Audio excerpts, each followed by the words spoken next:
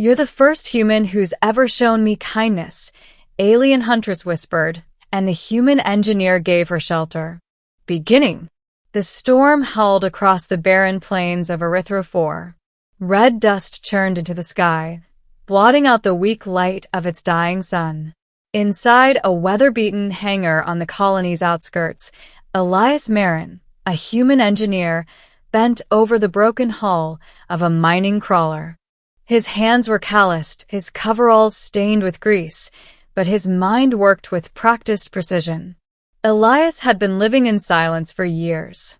Once, he had served on the fleets of the Terran Confederacy, designing engines that carried warships across stars. But war had left him with ghosts, and when the fighting ended, he chose exile in the frontier colonies, fixing machines instead of people. That night, as the storm raged, his scanners picked up a flicker of movement outside the hangar perimeter. At first, he thought it was debris. But then, the movement resolved into a figure stumbling against the winds. When the blast doors opened, the figure collapsed inside. Elias knelt, his instincts torn between caution and compassion. The being was alien, tall, lean, covered in scars. Her armor was shattered, her breathing ragged, and her eyes, sharp and feral, locked on him with both suspicion and exhaustion.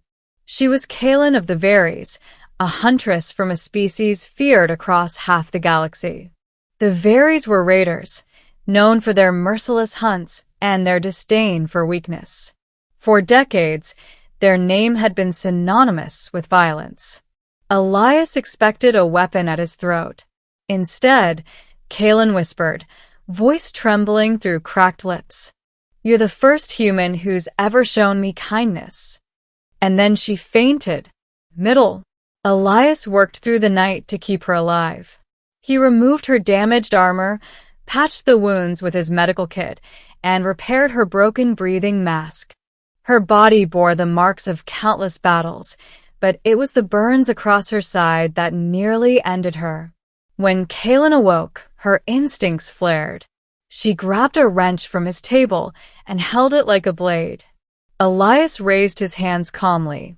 "Elias, if I wanted you dead, you wouldn't be breathing right now." Kaelin, hoarse, why help me? "I am Veries. Your kind should hate me." Elias, "Hate? Maybe. But I've seen enough death. I fix what's broken. That's what I do." Her grip loosened, and for the first time in her life, Kaelin felt something unfamiliar in an enemy's eyes. Not fear, not anger, but simple humanity. Days turned into weeks. Kaelin recovered under Elias's roof. She learned his ways, how he repaired crawlers with precision, how he coaxed power from dying reactors, how he lived alone but never bitter. And Elias learned of her burden. Kaelin had once been a commander among her people, leading hunts that brought terror across worlds. But when the Veries high clans demanded she slaughter refugees who had surrendered, she refused. For that defiance, her own people branded her a traitor and hunted her. She fled, wounded, across the stars until she crashed here on Erythro 4. Kaelin, among my kind, mercy is weakness. I am an exile. Elias, then we're not so different. In the quiet of the hangar, two exiles, human and alien, found a fragile bond. But peace never lasted long on frontier worlds. Rising conflict. Word spread of a wounded Veries on Erythro 4. Mercenaries, eager for the bounty placed on Kaelin's head, descended upon the colony. Their ships circled above like vultures, demanding her surrender. Elias and Kaelin argued. "Kaelin, I will not bring death to your door. Give me to them." Elias, "Not a chance. I don't abandon what I've chosen to protect." Kaelin, "You are a fool. They will kill you."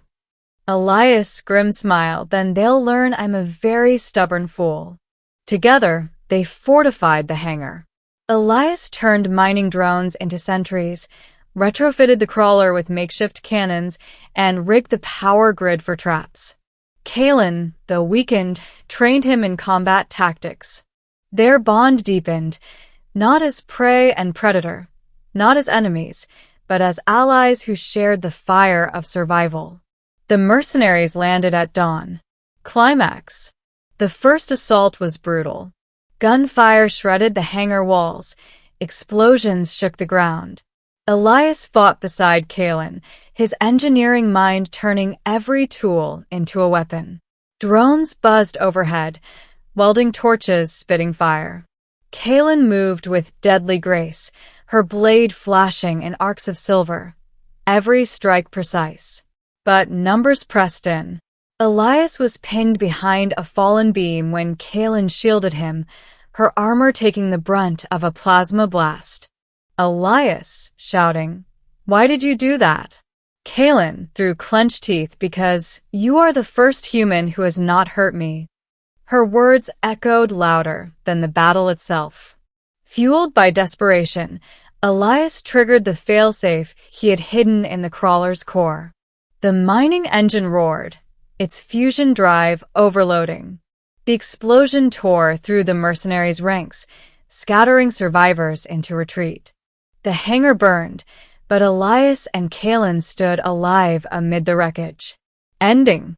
When the dust settled, Kalen looked at Elias with a mix of awe and sorrow. "Kalen, your people will call you mad for helping me." Elias, "Maybe, but kindness doesn't need permission." She knew then that her life had changed. For the first time, she was more than a weapon, more than a huntress bound to orders. She was someone worth saving, and someone who had found shelter not just in a human's home, but in his heart. The mercenaries would return. The Varys clans would not stop hunting her. But Kalen no longer faced that road alone. Elias, the quiet engineer who fixed broken machines, had chosen to fix something far greater. Together, they prepared to leave Erythra 4. Not as exile and fugitive, but as partners bound by something rare in the galaxy: compassion. As their ship rose into the storm-racked sky, Kalen whispered once more, "You're the first human who's ever shown me kindness." And Elias answered softly, his hands steady on the controls. "Then let's show them it wasn't a mistake." The galaxy would remember them not as enemies, but as the spark of an unlikely alliance.